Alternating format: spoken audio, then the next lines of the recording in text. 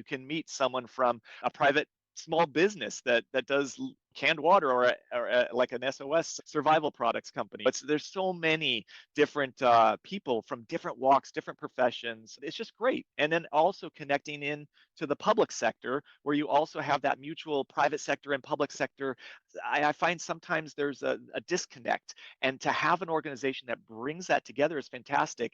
And then on a bigger level, you have organizations out there like the International Association of Emergency Managers, which is another one that I've actually been recently introduced to. And because I was finishing up my student membership, I was able to get started with them as a student, which I think was a great approach because the organization actually asked me a bunch of questions from insight from fresh perspectives, gaining that fresh perspective. And I think there's a lot of value in that, where you get the experienced personnel involved to help with the wisdom, but you also have that fresh perspective coming in. And I think that's sound advice for any emergency that you would be dealing with. You want to have that blend, that perfect sync of inclusivity within the group, so that you're all functioning together as one team.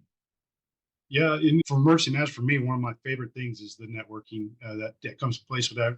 Emergency managers overall are some of the most friendly and willing to collaborate out of any industry. They want to help and they want to be a part of the process, and they want to be able to contribute to your success in many ways. Of course, you always have your one-offs that they're like, I don't want to work with anybody, but overall, collaboration and networking and partnership is one of the core foundations of emergency management and what we do, because we're such a support and coordination driven